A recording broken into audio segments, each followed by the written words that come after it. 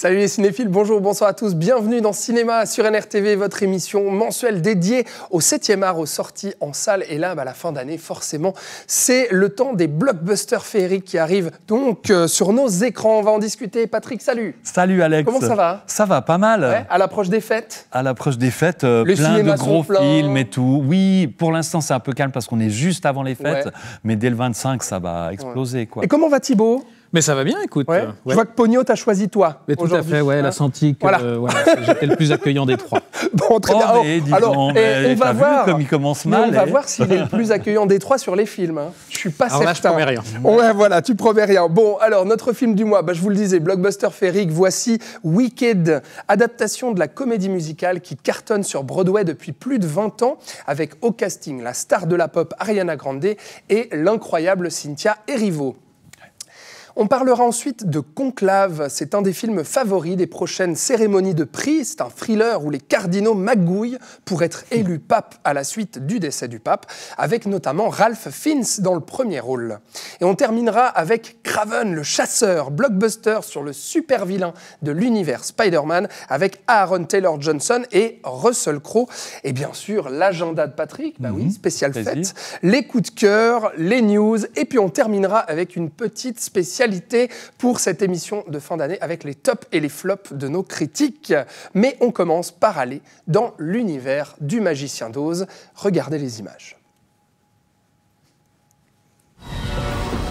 Il faut prévenir le magicien que les animaux sont en danger. Il est là pour ça. Parce que personne ne devrait être ridiculisé ou rejeté ou prié de se taire. C'est toi qui as provoqué ce qui s'est passé. Comment tu as fait? Certains d'entre nous sont différents.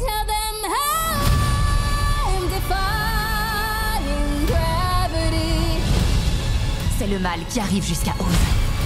Le meilleur moyen de rassembler les gens, c'est de leur offrir le parfait ennemi.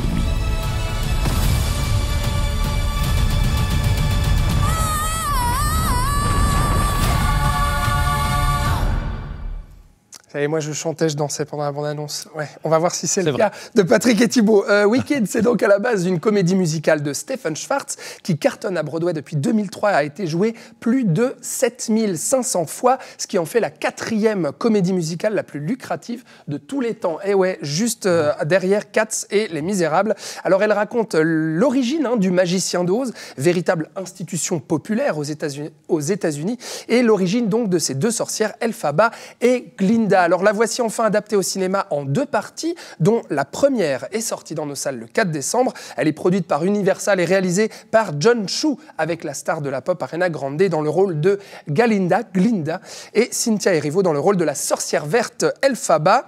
Alors Thibaut, qu'est-ce que ça vaut ? Wicked, je sais un petit peu ton avis et je ferme les yeux, je me bouche les oreilles. Oui, parce que toi tu aimes beaucoup. Et moi, déjà je partais avec pas un handicap, mais disons que contrairement à toi, moi je connaissais pas la comédie musicale de base. Maintenant, j'aime le genre en soi, j'aime le magicien d'Oz de base. Donc voilà, je partais quand même avec des bases pas si mal. Tu partais confiant et puis je te l'avais bien vendu. Tu me l'avais beaucoup vendu, très vendu, peut-être un peu trop. Et en fait, je me suis passablement ennuyé parce que, alors justement, j'aurais de la peine à dire si je dois imputer ça uniquement au film ou si c'est un problème de la comédie musicale à l'origine.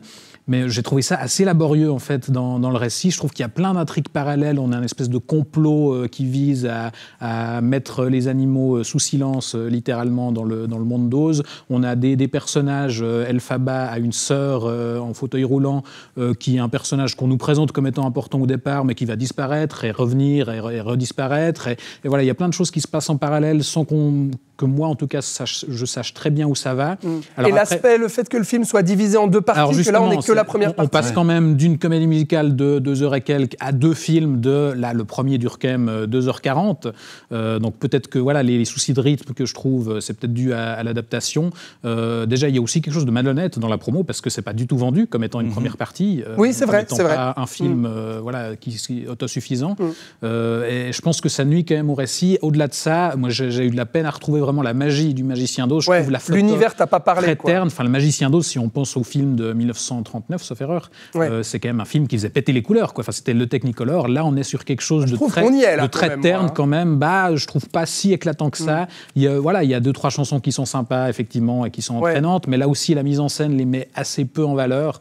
Donc voilà, pour moi, c'est un peu mou, quoi. Un peu mou. Bon, moi, j'ai adoré parce que j'avais adoré la comédie musicale, et donc, du coup, là, j'ai retrouvé cet univers féerique, mais quand même, le chant, la danse, la féerie. Patrick, t'avais adoré Wonka l'année passée. J'ai adoré. Ah, ne compare pas Weekend avec Wonka, je t'en supplie. Surtout pas, pas du tout. Je trouve que tout ce qui est réussi dans Wonka est un peu raté dans Wicked. Alors pourquoi ? Je trouve qu'il y a déjà au niveau esthétique quelque chose qui est de l'ordre de la féerie apprêtée, mais tellement apprêtée qu'il y a une artificialité qui m'a... Dès le départ, je ne suis pas rentré dedans. Mais ça, c'est le Magicien d'Oz, le côté factice. Oui, mais après, en même temps, ce côté-là manque d'ampleur, je trouve terriblement aussi. On a l'impression de compter le nombre de figurants qui dansent, enfin, ce genre de trucs et tout. Et les chansons, non ? Non. Pas non plus. La dernière qu'on a entendue dans la bande-annonce, il y en a un autre moment de Cynthia Erivo qui arrive, mais bien peut-être après déjà 1 heure de film où il y a une certaine ampleur dans la façon dont ce morceau est mis en scène et puis au niveau mélodieux qui m'a un petit peu pris. Mais le reste du temps, je me suis pas mal ennuyé aussi. Tu vas sauver le casting peut-être oui et non. Cynthia Erivo, je la trouve vraiment très très bien dans le rôle principal. Elle est géniale, mais je trouve qu'Ariana Grande c'est insupportable au niveau de cet aspect figé du sourire en permanence. C'est le personnage. Tu vas dire, mais c'est le personnage. J'étais sûr que tu allais dire ça. Sûr. Mais en fait, oui, mais en fait, tout est un peu comme ça. Un monde gentillet, tout est joli, tout est gentil. Et je trouve que c'est très kitsch et je suis pas rentré dedans. Bon, Patrick, un mot quand même, parce que, au box-office, globalement, ça marche assez bien, parce que dans le monde, c'est près de 500 millions de dollars de recettes dans le monde, mais c'est 330 aux États-Unis. Donc, c'est-à-dire que dans le reste du monde, c'est pas grand-chose. Et chez nous, en Suisse, c'est un flop. En France aussi. En Suisse, c'est même pas 16 000 spectateurs dans tout le pays pour la première semaine. Qu'est-ce qui explique que ça cartonne aux États-Unis et que chez nous, ça floppe ? Moi, je pense que la comédie musicale, elle est principalement aussi connue et a eu du succès dans les pays anglo-saxons.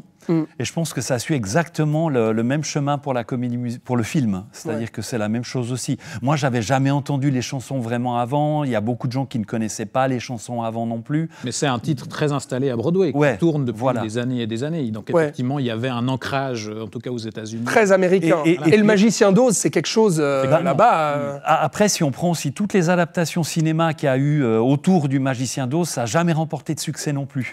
Donc je pense que c'est pas un univers qui intéresse particulièrement les cinéphiles non plus. Eh ben c'est dommage, parce que si vous voulez de la féerie à Noël, moi je vous dis d'y aller. Patrick et Thibaut disent surtout pas. Mais voilà, on va voir s'ils préfèrent peut-être le Vatican, je ne sais pas. Et les magouilles politiciennes, donc, au Vatican pour devenir pape. Voici Conclave, on regarde la bande-annonce tout de suite.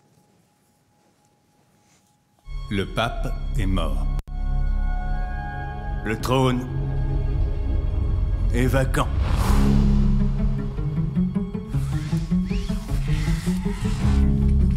Comment c'est arrivé? Une crise cardiaque, il paraît. Vous savez comme les rumeurs se répandent et le monde entier nous regarde. Selon la tradition, l'organisation du conclave vous incombe. La supervision de cette élection est une tâche que je n'aurais jamais pensé devoir accomplir. Nous sommes cloîtrés et ils ne doivent pas avoir accès à des informations qui pourraient influencer leur jugement. C'est bien compris. Et oui, vous le voyez sur les images, suite à la mort du pape, on assiste donc à un conclave dans les coulisses du Vatican. Se joue alors comme un échiquier politique entre magouille, manipulation et jeu de pouvoir. Alors au casting de conclave, on retrouve Ralph Fiennes, John Lithgow, Stanley Tucci ou Isabella Rossellini. Et derrière la caméra, le cinéaste allemand Edward Berger, qui avait remporté l'Oscar du meilleur film étranger pour le film de guerre Netflix À l'Ouest, rien de nouveau. Et ce conclave est d'ailleurs en pleine course pour les Oscars et autres cérémonies de récompense. Alors, est-ce que ça vaut la hype, Patrick ? Je trouve que ça vaut la hype. Je trouve que c'est un film, un thriller en fait, en huis clos, comme ça, qui fonctionne vraiment bien. Il y a du suspense pendant tout le film. On suit vraiment qu'est-ce qui va se passer, quels sont les secrets qui vont être révélés, ce genre de choses-là. Il y a aussi quelque chose qui est très bien au niveau de la réalisation. Il y a un soin qui est apporté dans la composition des plans, dans les cadrages, dans ces choses-là, qui fait qu'il y a aussi dans une l'image sorte... très léchée. Hein, ouais, et du coup, ça permet aussi de donner une certaine ampleur. C'est-à-dire que même si on est en huis clos, il y a des plans assez épiques, comme ça, étonnamment épiques, avec pas mal de figurants, des beaux costumes et ce genre de choses-là. Et les acteurs. Et il faut aussi citer les acteurs qui sont vraiment tous excellents. Tu disais Ralph Fiennes, Stanley Tucci est assez incroyable dans un second rôle. Maintenant... Il y a peut-être quelque chose au niveau des révélations, des secrets qui sont quand même assez gros. Un peu prévisibles. Pas forcément prévisibles, mais qui sont des choses qui se placent là. Ouais. Et puis, il faut bien dire que le film est totalement une fiction. Et quand on a les révélations et qu'on voit un peu certains déroulés ou certains retournements de situation, on comprend qu'on est vraiment dans une fiction. Ouais. Et du coup, parfois, ces secrets sont un peu... voilà, ils arrivent, blam, puis ok, d'accord, bon, bah, ça sera ça, ok, on accepte. Oui. Mais c'est en fait, il y a un peu ce côté, peut-être, Thibaut, un peu caricatural, de tous pourris, tous des magouilleurs, donc qui crée peut-être un peu de caricature dans le film. Sinon, c'est vrai. Oui, non, tous, je sais pas. Enfin, c'est peut-être un peu plus nuancé que ça. Maintenant, effectivement, c'est pas un film d'une finesse absolue dans son écriture, mais je trouve que ça marche vraiment bien. Je suis assez d'accord avec Patrick. Il y a un aspect vraiment thriller paranoïaque où on va explorer toutes les petites manigances, toutes les petites manipulations de chacun pour imposer son candidat ou s'imposer lui-même. Et je trouve qu'il y a une tension qui marche vraiment très bien. Il y a une atmosphère aussi qui fonctionne bien pendant une bonne partie du film. Maintenant, effectivement, la fin est très décevante parce qu'on nous sort un espèce de twist du chapeau et qui est intéressant dans l'idée de ce que ça peut raconter justement par rapport à l'institution religieuse, mais en fait qu'on n'assume pas vraiment et on nous le balance là comme ça et puis on n'en fait rien derrière. Quoi. Ça a ses chances pour les cérémonies, les Oscars, etc. ou pas ? Sûrement, parce que voilà, les films en costume comme ça, un peu propres comme ça, un peu shakespearien dans l'interprétation, ça a toujours ses chances aux Oscars. Oui, il y a un côté un peu académique aussi. Ouais, et puis c'est vrai que le film est très soigné, très léché et tout, et aussi les acteurs sont vraiment très bien. Ah oui, les le personnages, par exemple, et leur façon d'être écrits et d'être interprétés permettent justement ce questionnement de douter. Ah, et si lui, il joue un faux jeu, il y a tout ce côté-là aussi qui est intéressant. Donc, Patrick et Thibaut vous conseillent d'aller voir Conclave au cinéma. C'est sorti le 4 décembre en même temps que Wicked et ça fait le double de spectateurs en Suisse. 30 000 spectateurs contre 16 000 pour Wicked, donc Conclave marche mieux. Est-ce le cas du prochain film et est-ce qu'il vaut la peine ? Je vous le donne en mille. Regardez les images, c'est Craven, le chasseur. Parle-moi de ce chasseur. On raconte qu'il établit un lien avec les animaux pour traquer ses proies. Une fois qu'on est sa cible, impossible de lui échapper. On est 6 et toi t'es tout seul. Vous êtes 6 pour l'instant.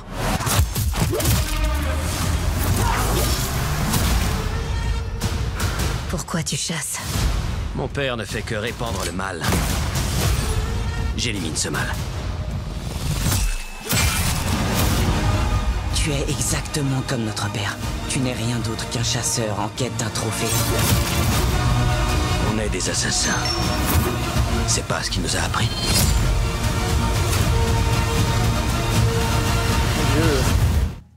Waouh, voici le dernier des films de super-héros produits par Sony, donc aux côtés de Venom et autres joyeuseries de l'univers Spider-Man, dont le studio détient encore certains droits. Alors après avoir été maintes fois repoussé comme si le film voulait être caché, le voilà enfin en salle, cette histoire donc de l'origine de Craven le chasseur, vilain iconique qui affronte l'araignée, incarné ici par Aaron Taylor Johnson avec aussi Russell Crowe au casting. Avant de donner notre avis, un petit peu de contexte, Thibaut, pourquoi est-ce qu'on parle de ce film-là ? Alors, l'univers de Sony, c'est quoi ? Ça veut dire que c'est pas vraiment Marvel, c'est pas DC Comics non plus, on est où là ? C'est ça, on est dans un truc assez absurde où en fait Spider-Man, qui est à la base une création Marvel, avait Sony avait acquis les droits de la franchise Spider-Man et pour alors par un biais de petits arrangements maintenant, le personnage de Spider-Man est intégré dans le MCU, donc ces films avec les Avengers, Iron Man et tout ça, mais Sony détient encore le reste de la franchise et donc ils peuvent faire leur propre film, mais ils n'ont pas le droit de mettre le personnage de Spider-Man Spider-Man. C'est pour ça qu'on se retrouve avec des films qui mettent en scène les méchants, les ennemis de Spider-Man. Donc on a eu Venom, on a eu Morbius, on a eu Madame Web. Donc que des films très discutables. Que des films très discutables, parce que non seulement c'est absurde, parce qu'on n'a pas le personnage principal, on se concentre sur les à côté. Et en plus, on suit la même logique de production que Marvel. Justement, c'est des films à la chaîne qui sont tous faits sur le même moule, où on va aller piocher de temps en temps des cinéastes reconnus avec une patte reconnaissable, mais à qui on demande de s'intégrer dans ce moule-là. Et donc là, ça sort pas du lot, c'est du même niveau que les films que tu as cités. Voilà, donc c'est très mauvais, mais on va détailler ça. Pourquoi ? Non, mais pourquoi on en parle aujourd'hui ? Parce qu'on se disait, peut-être y a-t-il de l'espoir, parce que derrière la caméra, c'est quand même J.C. Chandor, cinéaste américain du cinéma indépendant. C'est qui alors, cet homme-là ? C'est un réalisateur qui a fait 3 films qui ont pas mal marqué Hollywood, puis qui l'ont imposé comme réalisateur-auteur avec des films vraiment de qualité. Il y a eu All Is Lost, qui était un film qui se passait sur un bateau avec Robert Redford. Il y a eu l'excellent film de mafia, Most Volunteer, qui est un film que j'adore puis que je recommande de découvrir. Qui a marqué la critique. Et puis Margin Call, un film qui se passait au niveau de la finance, etc., qui étaient 3 films vraiment excellents. Et là, on retrouve quelque chose de lui ou pas ? Pas grand-chose, peut-être parfois dans un goût de façon de filmer l'hiver, les paysages, ce genre de choses-là, peut-être un tout petit peu, peut-être une certaine noirceur, mais un tout petit peu. Ouais, on ne retrouve pas grand-chose. C'était un peu ce qui était arrivé à Chloé Zhao quand elle a fait Les Éternels, qui venait aussi. On a l'impression qu'il y a des réalisateurs indépendants comme ça qui doivent passer par ça pour après faire autre chose derrière ou recevoir des budgets. Bon, il n'y a rien à sauver là-dedans ? Pas grand-chose. Moi, je trouvais que la photo était pas vilaine, que la façon dont bougeait le personnage avec un côté animal était plutôt réussie. Après, voilà, je trouvais que les effets spéciaux, plus ça avançait, plus c'était nul. L'histoire, si on peut au début avoir envie de découvrir un personnage, plus ça allait, plus c'était longuet, parce que ça parle beaucoup. Il n'y a pas beaucoup d'action finalement. J'ai Andrea qui m'a soufflé dans l'oreille qu'il est quand même très beau, Aaron Taylor-Johnson. Oui, il y a 2 personnages qui sont très beaux. L'actrice. C'est dommage qu'il joue très mal. Oui, c'est dommage qu'il joue si mal. Mais il joue costaud comme ça. Andrea, je suis sûr qu'elle adore. Non, mais tout le casting est aux fraises, Thibaut, c'est compliqué. Alors, il y a un intérêt, c'est Russell Crowe qui cabotine en méchant russe avec l'accent. Moi, ça me fait toujours un peu rire.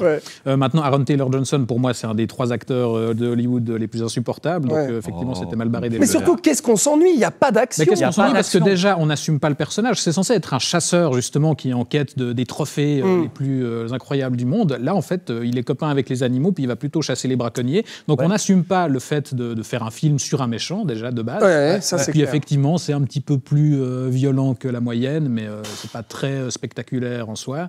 Et puis ça... L'ennui total. Et puis, je me souviens avoir regardé ma montre au bout de 40 minutes et m'être dit, en fait, là, on a eu une scène d'action au début, un long flashback pour nous expliquer l'enfance du personnage, et on sait toujours pas quels sont les enjeux. Ouais, exact. Donc, aucun intérêt pour Kraven le chasseur. Je pense que vous l'aurez compris, tous les 3, on vous déconseille fortement d'aller voir ce truc. On va passer maintenant donc, aux news qui ont fait le cinéma de ces dernières semaines. Voici l'actu ciné.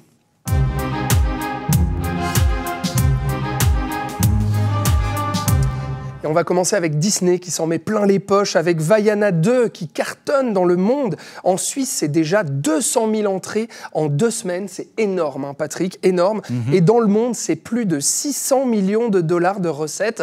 Ça va exploser le milliard très facile avec les fêtes de Noël qui approchent. Enfin bref, preuve, Patrick, à nouveau, Disney avec des suites. C'était le cas de Vice Versa 2, notamment, qui avait cartonné cet été.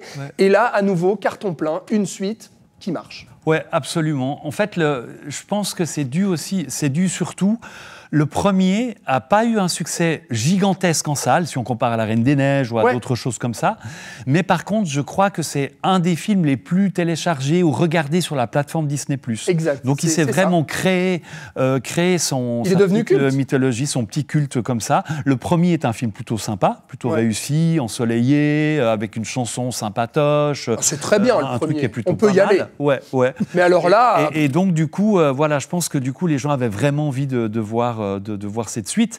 Il y a aussi eu un peu moins régulièrement de gros films d'animation américains pendant l'année. Oui. C'est-à-dire qu'en étant programmateur, j'ai vraiment vu qu'il y a des périodes où on était sur d'autres films d'animation plus indépendants, ce genre de choses-là. Et les gens, il y a vraiment un intérêt pour aller voir pour les familles, les trucs familiaux qui sont des et trucs puis, connus. Quoi. Et c'est ça, c'est confortable, Thibaut, parce qu'on sait dans quoi on met les pieds, c'est comme vice-versa. Alors voilà, on met les pieds dans quelque chose qu'on connaît, on va voir la suite. C'est les mêmes gags, c'est pas un peu triste quand même, niveau créativité, parce qu'il faut le dire, ce Vaiana 2, c'est comme vice-versa 2, c'est-à-dire c'est une suite qui n'a pas beaucoup d'intérêt, qui n'a pas la saveur du premier, qui souffre de la comparaison. Ça sent pas bon pour la suite. Mais c'est d'autant plus triste que là, il faut rappeler que ce film-là, à la base, c'était censé être une série pour Disney+, et qu'on a décidé au dernier moment de transformer en long métrage. Donc il y a vraiment une logique purement commerciale dès le départ. Enfin voilà, évidemment que c'est une évidence, mais là d'autant plus, on sent pas spécialement effectivement une vraie envie, une vraie inventivité. Il y a quelque chose à sauver quand même. Moi, je trouve que la fin est pas si mal. Il y a quelque chose qui marche. Mais Disney va continuer à faire ses produits. Oui, évidemment. Puis la même logique avec les remakes live action. On aura Mufasa cet hiver. Blanche-Neige le printemps prochain. En Mufasa, on aura quand même une préquelle, quoi, avec une histoire mais devant. On continue à exploiter une franchise bien établie. Bon. Parce que là, c'est vraiment Vaiana, c'est vraiment on prend la même chose et on fait la même chose. Quoi. Bon, et on passe à la deuxième news du mois, justement. Puisqu'on arrive à la fin de l'année, j'avais envie de vous demander, selon vous, quels sont les plus grands succès de l'année en Suisse romande? T'as une petite idée, Thibaut, ou pas? Je pense qu'il doit y avoir ce merveilleux Ciao Ciao Bourbine. D'accord. Le plus gros succès de la Suisse. Ok. Qu'est-ce qu'il doit y avoir d'autre? Vice Versa 2, je pense qu'il a quand même très bien marché. D'accord. Et Patrick, il dit quoi? Alors, je rejoins un peu là-dessus. Oui. Je pense que peut-être Moi, Moche et Méchant 4 doit pas être très loin non plus. Il y a peut-être Dune partie 2 et puis peut-être un petit truc en plus. Et vous n'êtes pas trop mal. Alors voilà, je vous les donne. Regardez l'image. Voici les 3 plus grands succès de l'année. Vice Versa 2 avec 195 000 entrées en Suisse romande et 520 000 en tout dans toute la Suisse. Un petit truc en plus, 195 000 entrées en Suisse romande et 222 000 en tout. Et le Comte de Monte Cristo, que vous m'aviez oublié, messieurs. Mais oui.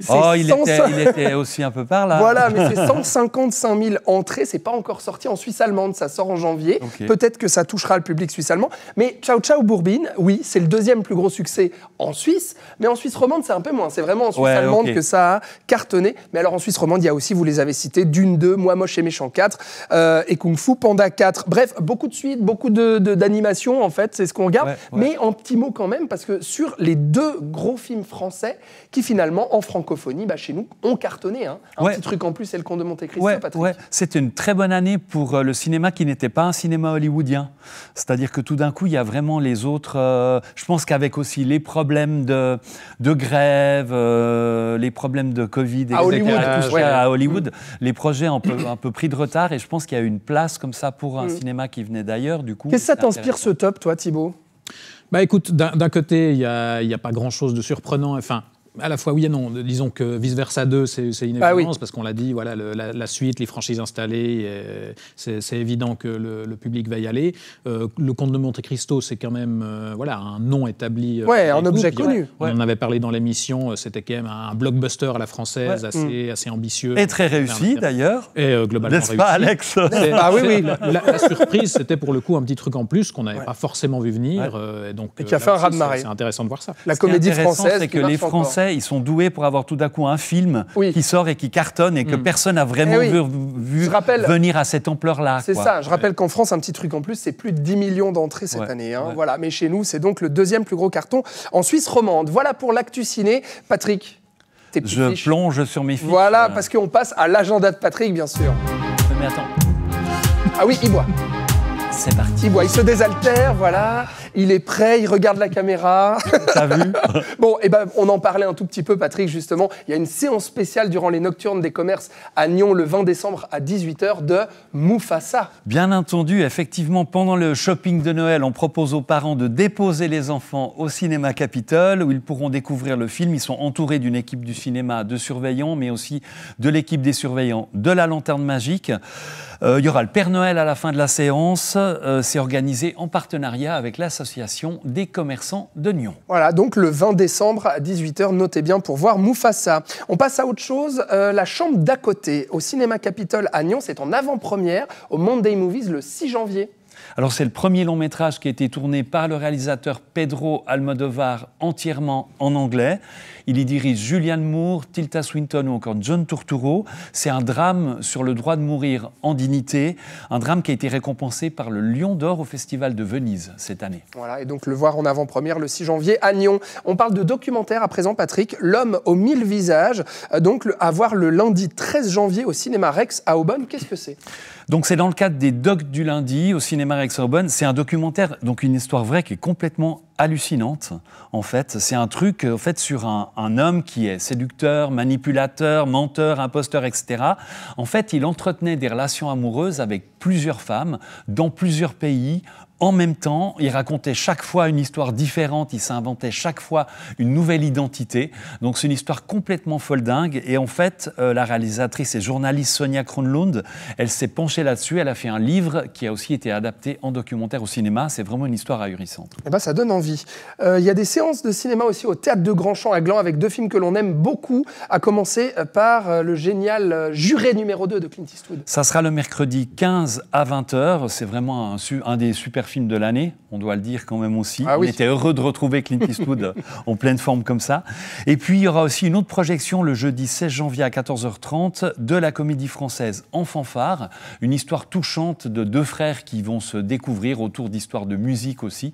Une comédie touchante française très réussie. Ne dis très pas réussie plus. aussi. Regarde, je n'ai pas mis l'affiche exprès, Patrick, Ouais. parce que, tu sais quoi ? Voilà les coups de cœur. C'est Ah, parti. génial.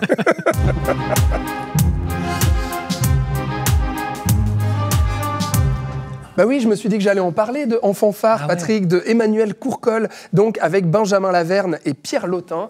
C'est donc 2 hommes qu'ils découvrent qu'ils sont frères et qu'ils ont été séparés à la naissance. L'un a besoin de l'autre pour une greffe de moelle osseuse, quand même. Thibaut, donc, qui est un bourgeois chef d'orchestre à Paris, et Jimmy, qui lui joue du trombone dans une fanfare de village dans le nord de la France. Une comédie dramatique, comme on en voit beaucoup, sur la fracture sociale en France. Mais là, je trouve qu'il arrive à déjouer quand même les codes assez attendus et misérabilistes un peu du genre, pour faire un film à la fois drôle, touchant et surtout avec un propos intéressant sur le déterminisme social, mais aussi sur la musique, avec surtout un duo d'acteurs génial. Ça marche très très bien en salle d'ailleurs, donc vous pourrez le rattraper, je pense, pendant les fêtes. Je peux dire un petit truc sur Un Un fanfare encore ? Bien sûr. Ce qui m'a beaucoup plu à la découverte du film, c'est qu'on voit la bande-annonce, l'histoire, puis on se dit, bon, ça va raconter ça, ça va aller là. Et en fait, le scénario va toujours nous emmener sur des pistes différentes et ailleurs que ce qu'on imagine au départ. Et ça, c'est plutôt chouette. Donc ça ne révolutionne pas le genre, mais je on dirais pas que passe c'est un un grand excellent film, moment. mais c'est une jolie petite comédie dramatique française à voir, qui est très bien faite. Thibaut, on passe à ton coup de cœur, donc c'est Hiver à Soksho de Koya Kamura. Ça sort, notez bien, le 18 décembre en salle. Qu'est-ce que c'est ? Alors, c'est l'adaptation du livre du même nom d'Elisa Soua Dussapin, qui est une écrivaine franco-jurassienne, donc de chez nous. D'accord. Et qui raconte l'histoire d'une jeune Coréenne, justement, à Soksho, donc en Corée du Sud, mais tout au nord de la Corée du Sud, dont le père est français, mais qu'elle n'a jamais connu parce qu'il est reparti en France avant sa naissance, en fait, et donc elle est un peu en quête de figure paternelle. Et elle travaille dans une pension en tant que cuisinière, et un jour va débarquer un Français, justement, qui est interprété par l'excellent Roche Dizem. Qu'on adore, ouais. Et qui est un dessinateur de bande dessinée, et va se tisser entre les deux une relation où justement elle va projeter un peu sa recherche de figure paternelle sur lui. Lui aussi, il a visiblement une relation un peu trouble avec ses enfants, et voilà, il y a une relation assez subtile qui va se tisser entre les deux, et donc on a comme ça un drame très, très doux, très mélancolique, dans le froid justement de Soksho, voilà, avec une ambiance très particulière, et donc un joli duo d'acteurs aussi. Tout à fait. Ouais, Bella Kim, dont c'est le premier rôle au cinéma, qui est aussi excellente, donc voilà, un très joli film. Et ben voilà, Hiver à Soksho, donc de Koya Kamura, qui sort le 18 décembre. Et le 18 décembre, c'est aussi ton coup de cœur, Patrick. Ça s'appelle All We Imagine as Light de Payal Kapadia. C'était le Grand Prix au Festival de Cannes, et donc c'est le 18 décembre en salle aussi. Ouais, voilà, donc il faut rappeler que le Grand Prix au Festival de Cannes, c'est le film qui aurait eu la Palme d'Or s'il n'y avait pas eu la Palme d'Or. Oui, donc voilà, donc c'est vraiment très très bien. Et ça faisait 30 ans qu'il n'y avait pas eu de film indien en sélection officielle au Festival de Cannes. Alors c'est quoi la particularité particularité de celui-là? C'est que c'est extraordinairement bien fait, hyper intéressant dans le propos, magnifique dans la réalisation. En fait, le film, il a deux parties bien distinctes. Il y a une première partie qui est réalisée, la réalisatrice vient du documentaire. Et il y a une première partie qui va nous plonger à Mumbai. On est au cœur de cette ville qui bouge tout le temps, mais avec un univers qui est quand même très sombre, quelque chose de plutôt pluvieux. C'est pas Bollywood du tout. Le film, on va être dans la veine plutôt d'un cinéma indien social. Et en fait, on va suivre 3 femmes qui travaillent dans un hôpital. Une dont le mari est parti en Europe et ne donne plus de nouvelles depuis une année. Une autre femme indienne qui est amoureuse d'un jeune homme qui est musulman. Et avec les questions de caste, il y a aussi des problèmes qui sont là.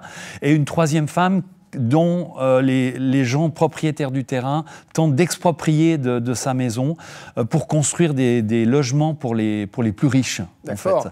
Donc à partir de là, après, il y a quelque chose qui va se mettre ensemble par rapport aux femmes et qui va peut-être permettre, comme le titre le dit, de la lumière sur une deuxième partie qui se passe en dehors de Mumbai. La mise en scène est incroyable parce qu'en même temps, il y a un réalisme dans la plongée dans l'univers de Mumbai, avec des fois une caméra qui a été réalisée sans autorisation à l'épaule, enfin, ce genre de choses et tout. Et aussi en même temps un lyrisme dans la façon de donner de l'ampleur à cette histoire, et puis des questions sociales qui agitent l'Inde actuellement et qui sont très intéressantes aussi. C'est ton coup de cœur. Gros coup de cœur. Et ouais, un de tes coups de cœur de l'année. Et un des coups de cœur de l'année. Voilà, All We Imagine as Light, ça sort donc le 18 décembre. Voilà, on arrive au terme de ces coups de cœur, et puisque c'est l'émission de fin d'année, il fallait qu'on fasse nos petits tops et flops. Donc, c'est-à-dire, on va commencer par les flops, à savoir quel est le pire film de l'année selon Thibaut, selon Patrick, selon moi, et quel est le meilleur film de l'année selon nous 3. Donc, on va commencer par toi. Allons-y. C'est un peu une évidence, hein. Oui. Tu t'es pas trop mouillé. Hein. C'est l'évidence pour Thibaut, c'est quoi le pire film? Ah bah voilà, on le voit. Eh bien voilà, le pire film pour moi, c'est Deadpool et Wolverine, dont on n'a pas eu l'occasion de parler dans l'émission, donc on profite, parce que voilà, énième film Marvel qui va aller nous ressusciter l'univers des X-Men, et donc Wolverine, à qui on avait offert un joli baroud d'honneur avec le film Logan. Là, on dit non, on va aller le déterrer pour faire des blagues avec, et tout ça est porté par Ryan Reynolds, qui est le deuxième acteur le plus insupportable de Hollywood depuis devant Aaron Taylor Johnson. Ouais. Attends, parce que dans mon flop, j'ai aussi peut-être un des acteurs les plus insupportables de Hollywood. Oui, c'est vrai. À voir. Un film qui est un truc opportuniste, cynique, qui va aller flatter les bas instincts des fans, mais sans vraiment apporter quelque chose de neuf. Et donc, on a tout ce que je déteste. Tout ce que tu détestes. Bon, voilà. Deadpool et Wolverine sont rhabillés pour l'hiver. Et Patrick, toi alors, c'est qui l'acteur insupportable alors? Elijah Lévy s'appelle, c'est ça? Zachary Lévy. Ouais. Il est en 4e peut-être. Et en fait, c'est un film qui s'appelle Harold et le crayon magique, qui est adapté en fait d'un livre pour les petits enfants qui s'appelle Harold et le crayon violet. Et en fait, Harold, il peut avec ce crayon créer des objets qui deviennent réels en fait. Mais ça a l'air intriguant sur le papier. Alors là, en fait, ils prennent l'univers du livre, mais tout d'un coup, ils ont l'idée que le personnage peut sortir du livre et venir dans le vrai monde. Pourquoi pas? Mais c'est absolument épouvantable. C'est-à-dire que les acteurs jouent comme des pieds, ils en font des tonnes, les effets spéciaux sont moches, on a l'impression d'être dans un film qui a déjà 40 ans au niveau de la façon dont il est fait. Les gags sont affreux, les costumes sont pauvres, enfin tout est nul, quoi. Et ça a fait un gros four. Hein, ça a fait un énorme four, heureusement. L'intégralité psychanalytique des spectateurs s'en est retrouvée sauvée. Mais non, c'est vraiment épouvantablement mauvais, quoi. Ah bon, bah voilà. Et l'acteur, tout. Ok, bon, Harold et le crayon magique, on n'ira pas voir ça. Moi, alors, mon flop, c'est plutôt une grosse déception. C'est plus qu'un mauvais film. C'est Monsieur Aznavour, qui n'est pas... mais là, t'exagères quand même. Écoute, c'est vrai, non, mais c'est pas un mauvais film en soi, mais c'est une grosse déception pour moi, parce que j'attendais beaucoup, en fait, déjà du duo Grand Corps Malade, Mehdi et Dir. Je trouve qu'il avait fait un très bon film avant, qui était patient. Et puis là, Aznavour, je suis fan d'Aznavour, je me disais, ça va pouvoir donner quelque chose. Et en fait, on se retrouve devant un biopic qui coche, mais alors toutes les cases, c'est tous les écueils du biopic Wikipédia qui n'arrivent jamais à prendre un angle et à parler vraiment de quelque chose, donc qui ne nous raconte absolument rien sur Aznavour, et surtout qui manque mais tellement d'inventivité dans la mise en scène pour avoir de la musicalité. C'est tout ce qu'on demande quand même sur un biopic musical. Et en fait, on a un film qui est léché, qui est propre, mais qui est très très ennuyeux. Donc du coup, c'était pas ça, quoi, Monsieur Aznavour. En tout cas pour moi. Patrick n'est pas d'accord. Voilà, Patrick n'est pas d'accord, mais il va pouvoir surtout nous dire dire son top. Mais d'abord, ce sera à toi, Thibaut. C'est une évidence aussi, Thibaut. Ton film de l'année, c'est Furiosa de George Miller. Bah oui, je vais pas mentir. Je suis allé voir le film 5 fois en salle. C'est forcément. Oh là là là là. Oui, mais parce que là, pour le coup, contrairement à Deadpool et Wolverine, c'est tout ce que je recherche au cinéma. C'est-à-dire que, comme toujours chez George Miller, on a un film qui nous rappelle pourquoi on nous raconte des histoires, qu'est-ce que c'est l'intérêt de la fiction, de l'imaginaire, qu'il fait dans un film d'action spectaculaire, inventif, avec une ampleur aussi absolument incroyable. Tout ça porté par un casting génial. Anya Taylor-Johnson qui reprend le rôle de Furiosa et qui est excellente dans un rôle très mutique, et voilà, tout dans le visage. Et face à elle, un Chris Hemsworth qui, là, pour le coup, sort de Marvel et nous livre une interprétation complètement dingue. Donc voilà, une vraie proposition d'univers, d'histoire riche et qui fait plaisir. Voilà, Furiosa, bah oui, je plus sois, hein, je me joins à toi forcément. Patrick, rapidement, parce qu'on en a parlé assez récemment, le tien, c'est aussi une évidence, c'est Emilia Pérez. Tu nous l'avais dit sur ce plateau, c'est mon film de l'année. Mon film de l'année, voilà, ça allait rester malgré les bonnes sorties depuis, quand même. Mais c'est un film qui est d'une inventivité, d'une créativité permanente pour raconter cette histoire d'un trafiquant de drogue au Mexique qui veut devenir une femme et de l'avocate qui va s'occuper de ça et de la femme de ce trafiquant. Donc il y a des beaux portraits de femmes, c'est d'une inventivité, d'une audace totale aussi, tout le temps en permanence.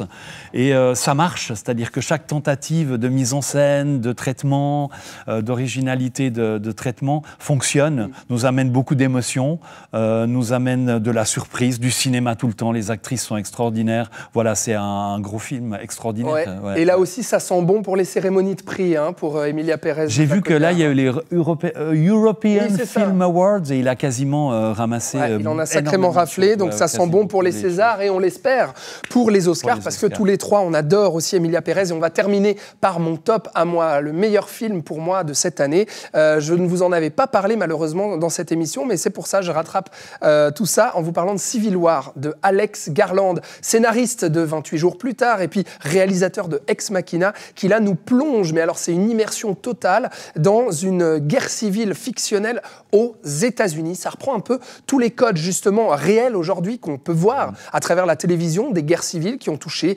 l'Afrique, le Moyen-Orient ces dernières années. Et là, de le placer vraiment dans le contexte occidental, c'est absolument glaçant. C'est un film surprenant sans arrêt, qui est d'une tension folle, mais vraiment, j'ai rarement expérimenté quelque chose comme ça au cinéma. J'ai été vraiment cloué à mon siège. Et c'est ultra percutant aussi dans ce que ça veut raconter, dénoncer, même si justement ça ne va pas surligner en fait le propos, ça nous laisse à nous. C'est ça que j'ai adoré, la libre interprétation, de savoir mais quel camp choisir et surtout pourquoi est-ce que cette guerre civile éclate. C'est surtout l'absurdité de la guerre en fait que ça dénonce et la manière dont les images s'emparent de tout ça, parce qu'on va suivre une équipe de journalistes et photographes de guerre là-dedans. Civil War d'Alex Garland, il faut absolument rattraper ça, ça doit être disponible en DVD, Blu-ray et VOD. Voilà donc pour les tops de l'année et j'ai envie de dire voilà pour cette émission cinéma qui après 3 merveilleuses saisons sur Nyon Région Télévision touche malheureusement à sa fin, mes chers amis. Et oui, parce que nous partons tous les trois pour de nouvelles aventures. Alors, le cinéma, ça va continuer, bien sûr, pour Patrick, programmateur toujours pour les cinémas Capitole Nyon et Rex à Aubonne, et pour notre cher Thibaut à la Lanterne Magique, mais aussi avec moi dans le Saloon Podcast. Ça continue forcément. Vous dire un grand merci à vous de nous avoir suivis tout au long de ces 3 saisons merveilleuses qu'on a passées en votre compagnie. On espère vous avoir transmis cette passion pour le cinéma. Un petit mot peut-être, Patrick ? Oui, j'ai envie de remercier vous, les téléspectateurs, l'équipe de NRTV qui a fait évoluer tout ça, et puis vous, les 2 potes avec qui... c'était des beaux moments, quoi. C'était des beaux moments. Ça nous fait plaisir. C'était incroyable. Merci Thibaut. Merci à toi. Effectivement, c'était une super opportunité parce que mine de rien, ce genre de format n'est pas si courant à la télévision. Donc ça a été un plaisir de pouvoir discuter de cinéma avec vous une fois par mois. Et on va continuer à le faire. Merci surtout à vous, Patrick et Thibaut. Et puis je remercie toute l'équipe d'NRTV, Christophe Rache, Florian Cavalleri qui m'ont fait confiance pour lancer cette émission. Andrea Braslopo qui nous a accompagnés aussi, qui m'a accompagné aussi dans les choix de cette émission tous les mois. Et puis, bien entendu, à Rodion Bolchakov et Rodolphe Seguin qui ont chacun réalisé cette émission tout au long. Merci à vous surtout. On se retrouve ailleurs pour parler de cinéma. Je vous souhaite tout de bon sur Nyon Région Télévision et à très bientôt. C'était le cinéma.